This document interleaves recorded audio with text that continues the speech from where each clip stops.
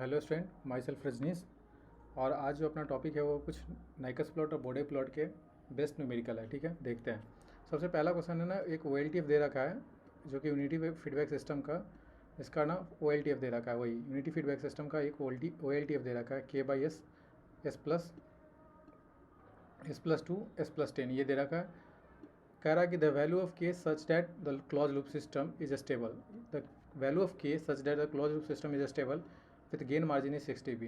तो value of K find out करना है क्लोज लूप सिस्टम के लिए जो सिस्टम स्टेबल है और उसकी गेन मार्जिन ना वैल्यू ऑफ 6 dB है। ठीक है, तो सबसे पहले हम लोग ना जो गेन मार्जिन की बात करता है तो हम लोग सबसे पहले स्विच करते हैं फेज क्रॉस ओवर फ्रीक्वेंसी पे। ठीक है, क्योंकि फेज क्रॉस ओवर फ्रीक्वेंसी से गेन मार्जिन निकलता है।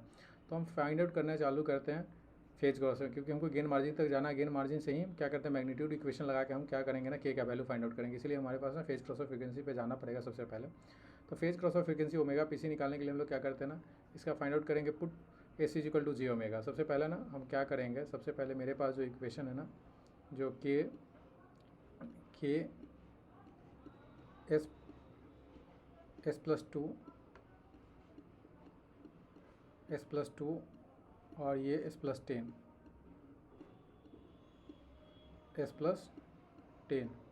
अपने पास ये जो वैल्यू है ना, तो हम इस वैल्यू को क्या करेंगे सबसे पहले कि यहाँ put S equal to J omega हम पुट करेंगे। फिर एंगल फाइंड आउट करेंगे, तो इसके जे ओमेगा के कंट्रीब्यूशन से ना, ये जे ओमेगा से -90 डिग्री का कंट्रीब्यूशन, जो एंगल ऑफ होता है फेज क्रॉस फ्रीक्वेंसी की -180 डिग्री को कट करता है।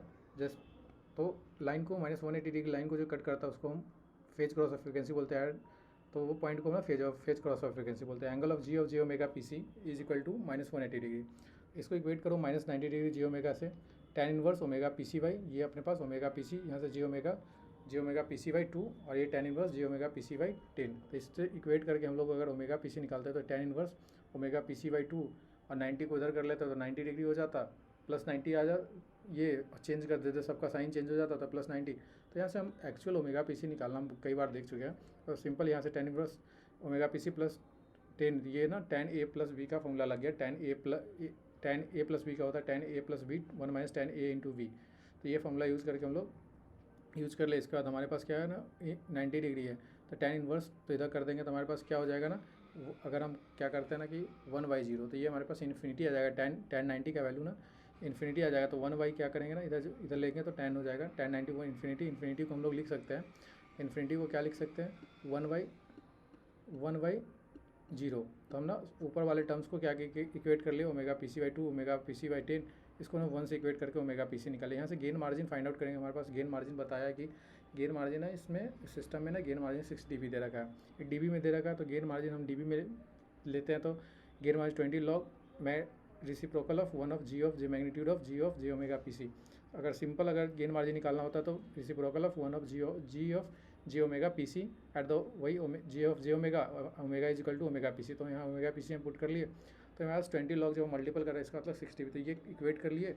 देन हमारे पास जो जी ओमेगा पी सी आ जाएगा वो मेरे पास क्या आ जाएगा, यहाँ से हम 20 को लेंगे तो उधर शिफ्ट करेंगे ना, 20 को शिफ्ट करोगे तो क्या आ जाएगा तुम्हारे पास, ये डिवाइड कर जाएगा तो log G omega P C, ये हो जाएगा तुम्हारे पास 20 आ जाएगा। तो ये 26/20 करोगे तो तुम्हारे पास जो वैल्यू आएगा, 1 मिनट, 6 डिवाइडेड बाई 20, तो ये आ जाएगा 0.3 लॉग को ले जाओगे उधर तो 10 दी पावर 0.3 आ जाएगा।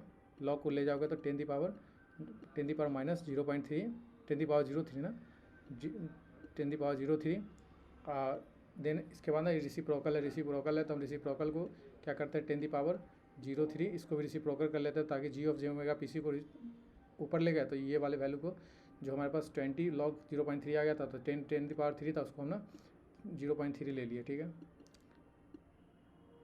अब हम 10 दी पावर 0.3 को ना क्या करते हैं ना, इसके वैल्यू को फाइंड आउट करेंगे। तो मेरे पास अप्रोक्स कितना जाता है, 1 × 10 दी पावर 0.3 मेरे पास आ जाता है 0.5। तो मेरे पास ये वैल्यू आ जाएगा 0.5 करके आ जाएगा। तो ये मेरे पास क्या हो गया ना, ये हमारे पास गेन मार्जिन निकल जाता है। अब गेन मार्जिन को ना हम इक्वेट करेंगे मैग्नीट्यूड वाले में, magnitude is equal to magnitude, तो जो गेन मार्जिन ये हमारे पास मैग्नीट्यूड के 1 omega P C √4 omega P C 100 omega P C magnitude निकाल इक्वल टू 0.5, यही होगा मैग्नीट्यूड। देन यहाँ से के का वैल्यू फाइंड आउट कर लेंगे तो मेरे पास 120 आ जाएगा, कोई दिक्कत नहीं। यहाँ पे 0.5 ओमेगा पीसी की जगह पे हम सारे जगह पे 0.5 पुट कर देंगे तो मेरे पास ये सॉल्व इधर इधर खींच देंगे सबको, 0.5 से मल्टीपल कर देंगे तो जो आ जाएगा वो मेरे पास ओमेगा पीसी आ जाएगा, ठीक है। तो ये मेरे पास के का वैल्यू फाइंड आउट करना था, ठीक है। अब हम देखते हैं दूसरा क्वेश्चन की अपने पास एक OLTF ट्रांसफर फंक्शन है, एक क्लोज लूप ट्रांसफर फंक्शन है और सिस्टम जो है सो स्टेबल है। मतलब क्या कर रहा है, close loop transfer function the open loop transfer function close loop transfer function of the system are stable which of the following statement is true. कौन सा स्टेटमेंट ट्रू होगा अगर क्लोज लूप और ओपन लूप दोनों transfer function system stable है? तो simple होता है, कंटूर जो होता है GH का वो is not encirclement, n is equal to zero, no encirclement, the system will be stable, ठीक है।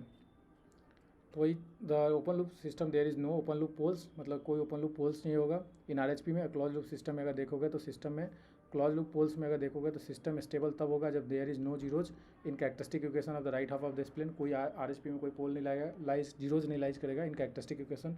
तो n is equal to Z minus P तो इक्वल टू जीरो। तो इस कंटूर क्या हो गया, not encirclement of the critical point, this is the explaining और the system will be stable, ठीक है। थर्ड क्वेश्चन अपने पास है जो if the gain margin is a certain stable feedback system. अपने पास क्या है, gain margin of the certain stable feedback system is 20 dB, Nyquist plot will cross the negative real axis at the point. तो किस point पे cut करेगा, मेरे पास ना बोला है कि जो गेन मार्जिन दे रखा है तो 20 log magnitude of G of J omega, जो omega is equal to omega PC, the system value 20 dB। यहाँ से हम फाइंड आउट कर लेंगे तो मेरे पास क्या निकल के आ जाएगा, magnitude of G of J omega. The magnitude of G of J omega आ गया मेरे पास। यहाँ से यूज़ करें 20 log, 20 से 20 चला जाएगा तो ये 1 हो जाएगा और log के 10 की पावर 1 हो जाएगा तो 10 की पावर 1 ये 10 की पावर 1 log उधर शिफ्ट करेंगे, यहाँ पे 1 हो जाता तो 1 इधर log शिफ्ट करते तो 10 की पावर 1 बेस, ये मैग्नीट्यूड तो 10 की पावर 1 इसको ऊपर ले जाते तो ये रिसिप्रोकल हो जाता, तो 10 रिसिप्रोकल हो जाता तो 0.1 आ जाता। तो ये हमारे पास पता चल जाता है कि किस पॉइंट के लिए, तो S is equal to minus 0.1 के लिए सिस्टम हमारा क्या हो जाएगा, स्टेबल हो जाएगा। ये पॉइंट के लिए ना the system is stable when it is cross the S is equal to minus 0.1, ठीक है। बोडे प्लॉट में एक हमारे पास क्या है ना, एक OLTF दे रखा है H of J omega in the frequency domain में ही दे रखा है 10 की power 4 1 plus J omega 10 plus J omega. ये हमारे पास ना क्या है कि अगर हम स्टैंडर्ड इक्वेशन देख लेते हैं तो स्टैंडर्ड इक्वेशन ही है, ट्रांसफर फंक्शन है मेरे पास। उससे पूछा है कौन सा बोडे प्लॉट है। देखो सबसे पहले ना क्या है कि हम देखेंगे कि हमारे पास इसको हम ब्रेक डाउन करते हैं। ब्रेक डाउन मतलब एक स्टैंडर्ड फॉर्म में ले आते हैं कॉर्नर फ्रीक्वेंसी के टर्म में। से कॉर्नर फ्रीक्वेंसी के टर्म में लाओगे तो इसको क्या करोगे, देखो इसको ऐसे सिंप्लीफाई करते हैं, इस दोनों में से बाहर निकालते हैं ना, 1 प्लस यहाँ से 10 निकल जाता, यहाँ से 100 निकलता तो वही 1000 आ जाता। तो ये समथिंग 0.5 ऐसा होता है। इसको सेपरेट करने के लिए हम क्या करते हैं ना, जो लिखते हैं के पिछले 1 plus S by J omega, S by corner frequency omega C1 something, जो भी कॉर्नर फ्रीक्वेंसी पहले जो आएगा वो, इसके बाद ये वाला, इसके बाद तो ये, और ये इसी तरीके से हम लोग क्या निकालते हैं कि एस प्लस 10 1 प्लस ये जो लिखते हैं, ये लिखते हैं 1 plus S by omega 1 omega 2 omega 3 ये डिसाइड करते हैं। तो इस तरीके से हम लोग क्या करते हैं ना, बॉडी प्लॉट पहले लिखते हैं। तो देखो के का वैल्यू ना क्या है कि यहाँ पे 10 की पावर -4 है, 10 की पावर -4, ठीक है, 10 की पावर -4। लेकिन यहाँ पे हम और सेपरेट आउट करेंगे तो यहाँ तो हम इस बाई J ओमेगा करेंगे तो यहाँ पे सबसे पहले मतलब लग रहा है कि पोल ही आएगा, क्योंकि देखो ये यहाँ पे करोगे, यहाँ पे J ऑफ ओमेगा करोगे तो इस तरीके से सेपरेट कर लोगे 1 प्लस J ओमेगा जो हम बता रहे हैं। तो ये अपने पास 1 होता है। पहला कॉर्नर फ्रीक्वेंसी क्या हो रहा है, जीरोज की वजह से आ रहा है, पहला जो आ रहा है ना वो जीरोज की वजह से आ रहा है। तो इसमें टाइप 0 सिस्टम है तो इनिशियल स्लोप बॉडी प्लॉट का 0 dB पर डीके जाएगा। इनिशियल स्लोप जो भी होगा वो 0 dB पर डीके का होगा, ठीक है। पहला कंडीशन हो जाएगा कि इनिशियल स्लोप जो होगा मेरा वह 0 dB पर डीके होगा, ठीक है। और दूसरा कॉर्नर फ्रीक्वेंसी मेरे पास ओमेगा रेडियन पर सेकंड है, जिसको पोल के कारण जीरोज के कारण आ रहा है, ये जीरोज के कारण आ रहा है। और दूसरा मेरे पास कॉर्नर फ्रीक्वेंसी 10 है और तीसरा मेरे पास कॉर्नर फ्रीक्वेंसी 100 है, जो कि पोल से आ रहा है। तो सबसे पहले जीरो से आएगा तो प्लस 20 dB, जीरो जो होता है प्लस 20 dB का कंट्रीब्यूशन करेगा तो प्लस 20 dB पर डीके। और इसके बाद ये दोनों -20 dB मतलब लगातार 40 dB होगा। तो देखो सबसे पहले एक कोई जो कि इसमें सबसे पहले तुम देख लो कि कोई 20 dB जो कि पहले 0 dB क्या है कि स्लोप, इनिशियल स्लोप तुम्हारे पास 0 है। तो तुम्हारे पास क्या है ना, इनिशियल स्लोप कोई टाइप जीरो सिस्टम है तो इनिशियल स्लोप बूढ़े प्लॉट का 0 dB पर डिके है तो 0 dB पर डिके है।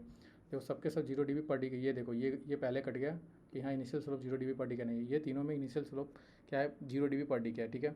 अब देखो 0 dB पर डिके हो गया। अब क्या रहा ना कि क्या पहला है वो जीरोज की वजह से तो इंक्रीजिंग, ये देखो ये भी कट गया, ये भी कट गया, क्यों, ये सब ना पहला कंट्रीब्यूशन जो है पोल्स के अकॉर्डिंग है, टाइप्स की देखो -20 dB का कंट्रीब्यूशन हो रहा है, ये भी -20 dB, मतलब ये अपने पास ऑप्शन जो है करेक्ट हो गया, सीधे आइडेंटिफाई। ये +20 dB का कंट्रीब्यूट किया, इसके बाद एक पोल की वजह से जो कि देखो 1, इसके बाद 10, ये बस फिर इसके बाद 20 dB, तो ये अपने पास ना आंसर हो जाता है, ठीक है। वही लिखा इनिशियल स्लोप बूढ़े प्लॉट का 20 dB पर कॉर्नर फ्रीक्वेंसी ओमेगा रेडियन पर सेकंड, द स्लोप आफ्टर ना 1 रेडियन के बाद 20 dB पर सेकंड, तो इसके बाद 10 रेडियन का स्लोप, तो 0 dB -10 dB था, 20 dB था पहले जीरोज की वजह से, पोल की वजह से फिर से 20 dB, तो ये अपने 0 dB पर डिके हो गया, और फिर 100 रेडियन पर सेकंड के 40 dB पर डिके हो गया। अब ट्रांसफर फंक्शन की बात करते हैं। थोड़ा सा स्पीड मैं इसलिए बता रहा हूँ क्योंकि मैंने काफ़ी न्यूमेरिकल बताया जो सभी सबके सेम बेसिस पे था, फिर भी एक मतलब पैटर्न थोड़ा अलग था इसलिए मैंने बताया, ठीक है। फिर भी मैंने उस सब में भी सबको एक्सप्लेन अच्छा से करा रखा है, इसलिए थोड़ा स्पीड खींच रहा हूँ।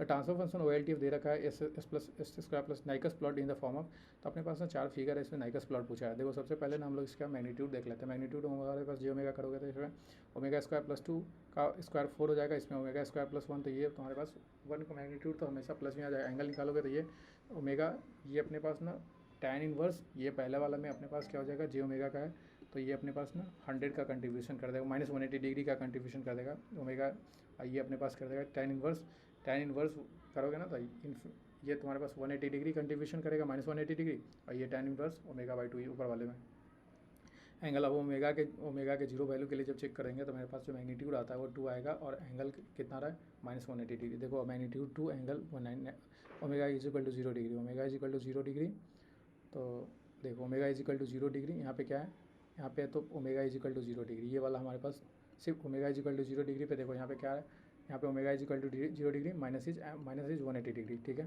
तो मैग्नीट्यूड क्या हो गया, मैग्नीट्यूड 2 हो गया, तो मेरे पास मैग्नीट्यूड भी 2 है, ये क्राइटेरिया सेटिस्फाइड कर दिया पहला वाला।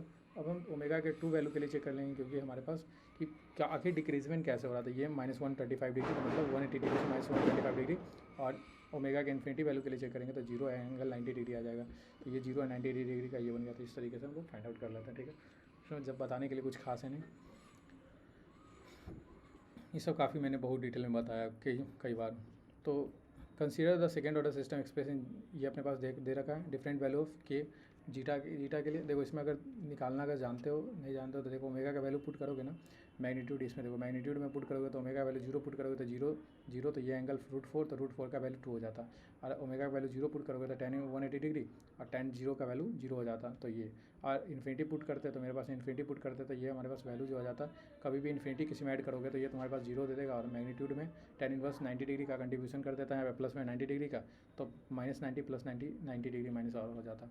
अब एक होता है कि ये अपने पास ना second order system express different value of Nyquist zeta का वैल्यू दे रखा है, तो जीटा का वैल्यू जीटा 1 जीटा 2 जितना जीटा का वैल्यू, तो इसका सिंपल कंसेप्ट है ना कि जो रिलेशन होता है कि क्या रिलेशन आएगा, तो जितना जीटा का वैल्यू इंक्रीज कर रहा है लोब का साइज़ उतना ही डिक्रीज करता चला जाएगा, तो जीटा का साइज़, रिलेशन बिटवीन जीटा का साइज़ जितना बड़ा होगा उतना ही हम बोलते हैं कि जो लूप का साइज़ होता है वह डिक्रीज करता चला जाता है, ठीक है।